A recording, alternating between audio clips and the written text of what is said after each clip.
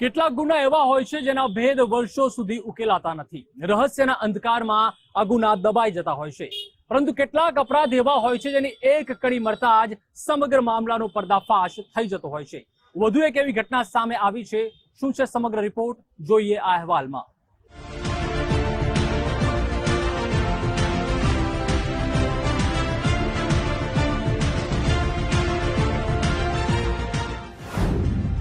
તારીખ 13 ફેબ્રુઆરી 2023, સ્થળ Wilson hill, Valsad.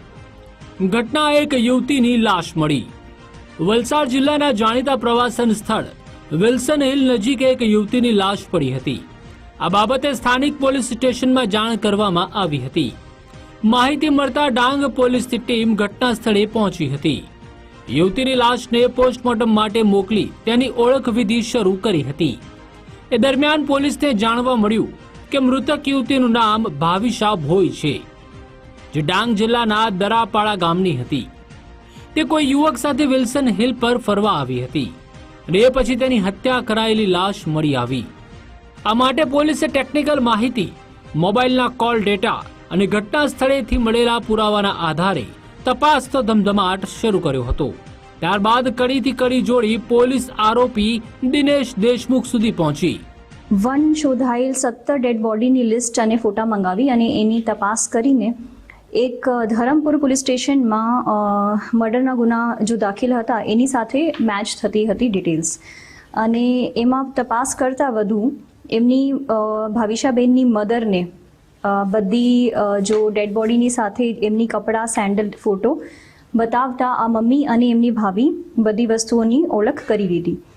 એના લીધે આ ડિટેક્ટ થયું અને પછી હ્યુમન અને ટેકનિકલ સોર્સથી એમના જો આરોપી છે દિનેશભાઈને પૂછપરછ કરીને આ કબૂલ કરી લીધું કે ભાઈ એમના મર્ડર ભાવિશાબેનના દિનેશભાઈએ કરેલું છે। હવે આ જો મર્ડરની વધુ તપાસ માટે આ જો આરોપી છે દિનેશભાઈ એમને ધરમપુર પોલીસ સ્ટેશનમાં સોંપવામાં આવેલ છે અને બાકી જો તપાસ થશે આ અહીંયા ધરમપુર પોલીસ સ્ટેશનમાં થશે। ડાંગ જિલ્લા પોલીસે મર્ડર મિસ્ટ્રીનો કર્યો પર્દાફાશ। 2.5 વર્ષે ઉકેલાયો યુવતીની હત્યાનો ભેદ। યુવતીને મોતને ઘાટ ઉતારનાર કાતિલ સકંજામાં। ડાંગ પોલીસે 2.5 વર્ષ જૂના રહસ્યમય હત્યા કેસનો ભેદ ઉકેલવામાં સફળતા મેળવી છે।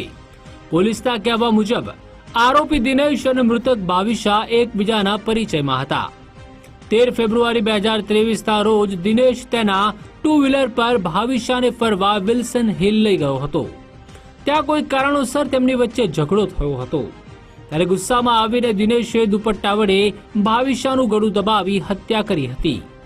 ઘટના બાદ દિનેશે ગુનાને છુપાવવા માટે વિવિધ ખોટી વાતો ફેલાવી હતી, પરંતુ ડાંગ પોલીસે કેસને લગતી કડીથી કડી જોડીને રહસ્યમય હત્યાકાંડ પરથી પડદો ઊંચકી લીધો છે।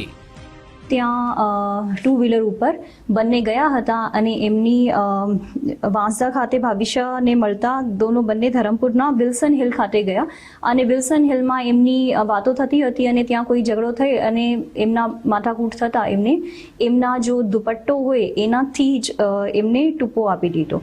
2.5 વર્ષથી આરોપી દિનેશ પોલીસને હાથ તાળી આપી રહ્યો હતો। આરોપીએ એટલી શાતિરતાથી ભાવિશાની હત્યાને અંજામ આપ્યો હતો કે મહત્વના પુરાવા મળવા છતાં દિનેશ સુધી પહોંચતા પોલીસને 2.5 વર્ષ લાગી ગયા।